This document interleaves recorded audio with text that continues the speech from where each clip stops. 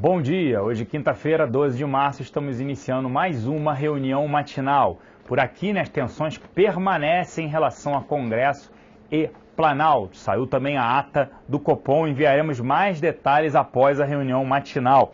E também aí o governo discutindo a segunda fase do ajuste fiscal.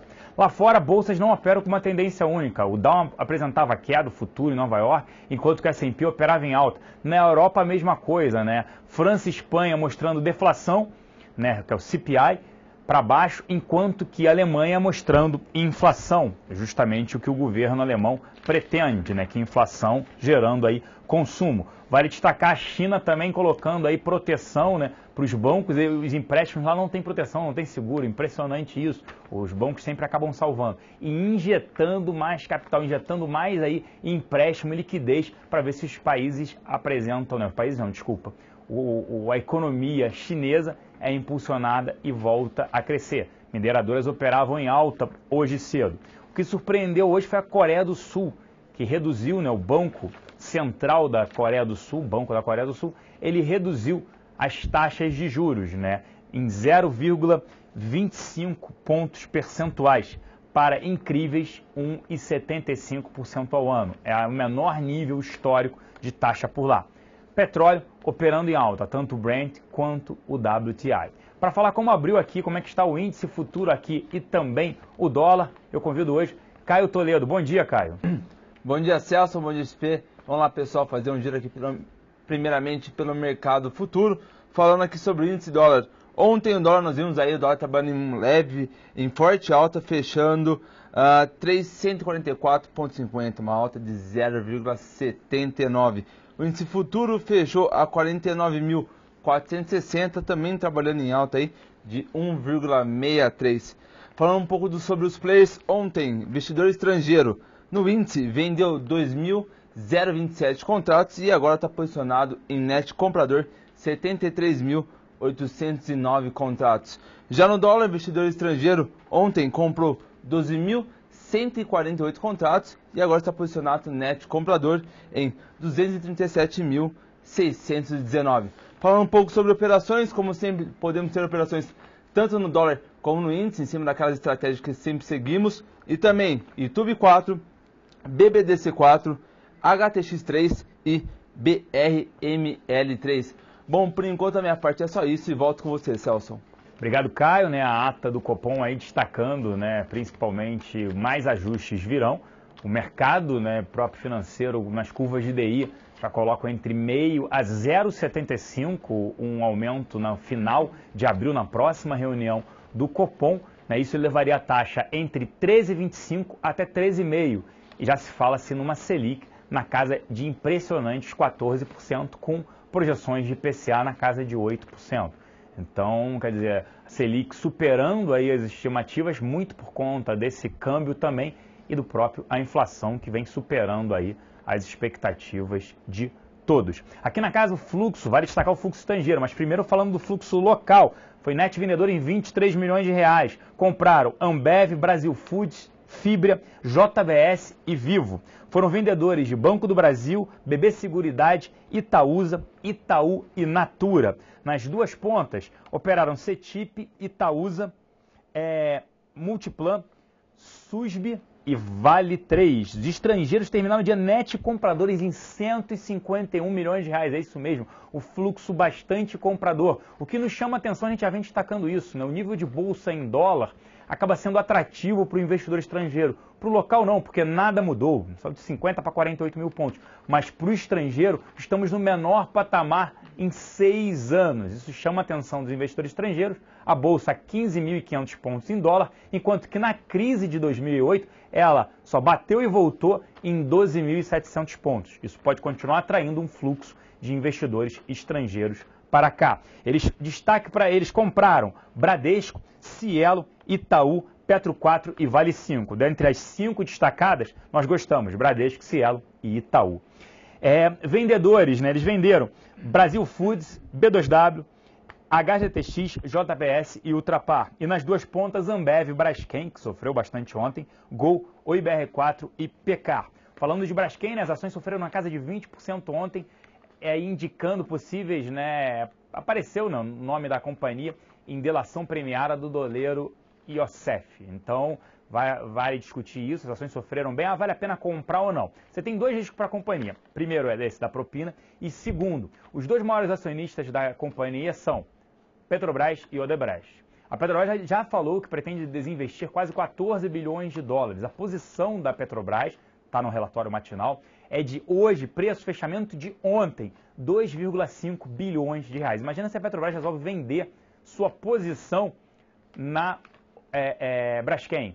A Odebrecht é a mesma coisa, uma posição muito parecida. Imagina vender 5 bilhões de reais de ações da petroquímica. Então, o risco vai permanecer, o valuation é atrativo, só que você tem dois riscos. Esse da delação, né, esse da possível propina, envolvimento, e também foi citado, e também, né, da possível desinvestimento tanto da Odebrecht quanto da Petrobras. E aí deve continuar aí pesando, né, você deve ter uma volatilidade grande para o ativo, a gente não recomenda. Pode ser que para day trade, até um swing no máximo, mas no fundamento não dá para comprar com esse risco aí. Petrobras vale monitorar hoje. Hoje tem, além do depoimento do José Gabrielli, né, que é ex-presidente da companhia hoje na CPI, o Eduardo Cunha também, ele falou que vai aparecer lá espontaneamente. Então, interessante aí, né, na Petrobras vale monitorar isso. Além disso, vale monitorar, né, que a companhia saiu no valor que a companhia pretende divulgar o balanço auditado em abril, e também no blog da Sônia Raci do Estadão, a companhia planeja aí abrir o capital, ou venda parcial majoritária da BR Distribuidora. A gente acredita que a companhia deveria vender as refinarias e também a BR Distribuidora. Por quê? Focar na parte de exploração e produção, o petróleo é nosso. Então, seria muito mais fácil se a Petrobras focasse nessa parte e tivesse esse desinvestimento.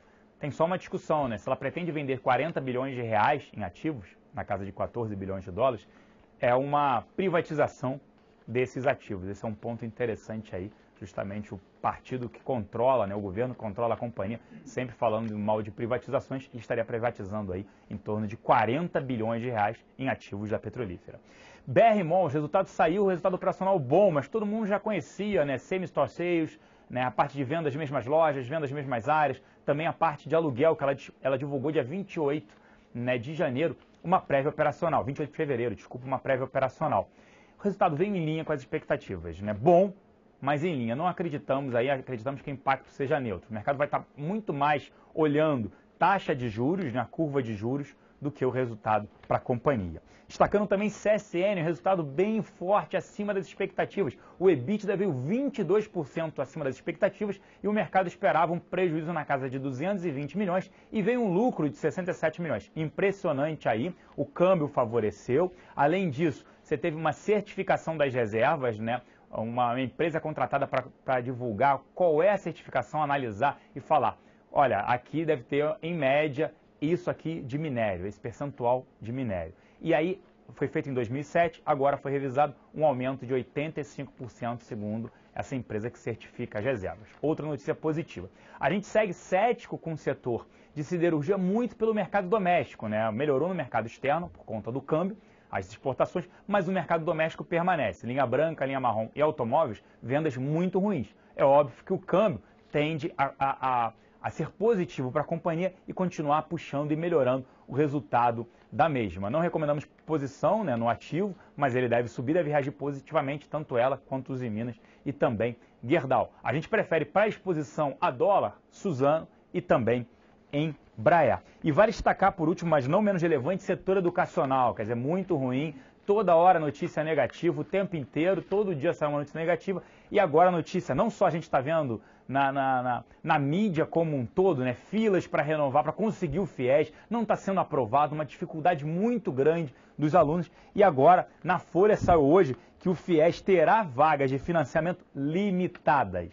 Então, não é todo mundo que vai conseguir, como em 2014. Isso começa esse ano. Então, está se falando que começa agora no segundo semestre de 2015, ou seja, ruim para os alunos, ruim para as companhias. Então, novamente negativo. A gente hoje só tem no setor educacional numa carteira, na carteira mensal, com 8%. A gente veio reduzindo a exposição, a gente não tem na Top Pick e também não temos na dividendos. O setor deve continuar sofrendo? Sim, né? O governo falou que não ia mexer nas eleições, falou que não ia mexer, era uma bandeira deles, e vem mexendo desde o final do ano passado. As ações, apesar de baratas, devem continuar sofrendo por conta disso, né? Limitando aí o número de alunos, limitando por nota também, antes todo mundo conseguia e fazia. Então, negativo para o setor de educação, e vale a pena destacar ainda hoje, após o fechamento, tem balanço de Lame, B2W, JHSF, BIC Banco e CSU. E falar um pouquinho de JBS, resultado veio acima das expectativas, mas a gente não conseguiu olhar tanto a fundo assim, mas veio melhor do que o esperado pelo mercado. Agora, para falar de commodities, eu volto com o Caio Toledo. Bom dia novamente, Caio. Bom dia, Celso. Agora vamos falar, pessoal, um pouco sobre as nossas commodities. Falando aqui primeiramente do milho, pessoal. O indicador ontem subiu apenas 0,02 centavos, veio em linha do que o mercado já estava esperando, e o ativo deve sofrer uma pressão nos próximos dias. Eu fiz um estudo ali, pessoal, e vi que o indicador, quase todos os anos, ele cai em maio. Tem muitos players grandes apostando nisso. Fizeram um estudo ali no Bloomberg e vimos que todo maio acaba surgindo uma pressão. Por que essa pressão? Avanço de colheita em março. Normalmente, todos os anos, há um avanço de colheita em março e abril. Ou seja, aumento de oferta, demanda fraca, deve ocorrer uma pressão nas cotações do milho. O que pode ajudar o milho, querendo ou não, é o dólar. Dólar para cima ajuda a pressionar Paranaguá e acaba se refletindo em São Paulo. Mas, por enquanto, acredito que esse milho seja para baixo. Falando mais sobre o milho, encerramos nosso trade. Tivemos RP ali no 29,30. Voltou nosso ponto de entrada, mas caso venha mais uma oportunidade, eu passo para vocês, ok? Falar sobre o café. Café, hoje temos dados de safra aqui. Eu espero ali na casa de entre 40 e 43. Falam assim, 46, alguns órgãos em 47. Mas minha expectativa é na casa de 40 mais ou menos. Destaque aí de produção seria para Bahia e destaque aí para baixo seria Minas Gerais. Então vamos ficar atentos ao café. Lá fora Nova York lateralizado, subiu um pouco agora no início do pregão, mas vou ficar atentos ali nos 60 minutos lá fora Nova York para poder passar algum trade para vocês. Por último, falar sobre o boi gordo, onde o indicador subiu bem do boi gordo, surpreendeu o mercado. A carne tem permanecido firme aqui, 9,15, então, querendo ou não, isso é muito bom. Demanda interna deu uma melhorada e demanda externa com esse dólar, querendo ou não, acaba melhorando e muito. Só a Rússia que deixou de comprar a carne do Brasil, porém a Europa, o Oriente Médio tem comprado volumes bons. Falar um pouco sobre o JBS, pessoal.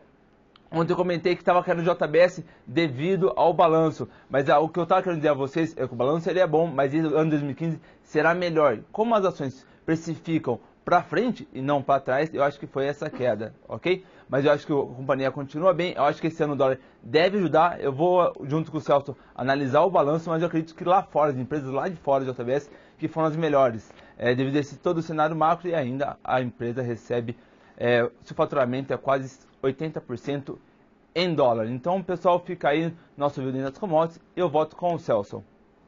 Obrigado, Caio. Justamente o que ele citou, CSN para cima, JBS também para cima. BR Malls, bom, mas em linha com as expectativas em relação a resultados. Em relação às americanas, que divulga hoje, depois do fechamento, a gente acredita em bons resultados operacionais também. Vale destacar aluguel, a demanda muito grande para o setor de real estate, principalmente por conta dessa elevação de juros aí acima das expectativas, provável.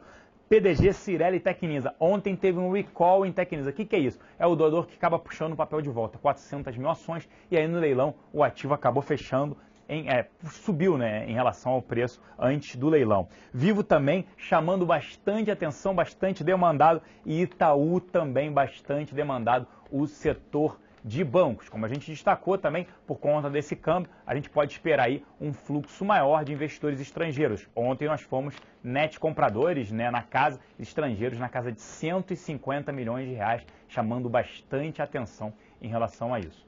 Lembrando que hoje nós temos o UFC a partir de 11h35 e também um novo programa a partir de 2h30 da tarde com um convidado de fora aqui, que a gente vai fazer um bate-papo, análise técnica e análise fundamentalista. Um grande início de dia a todos e nos vemos às 11h35 no UFC. Um grande abraço e até lá.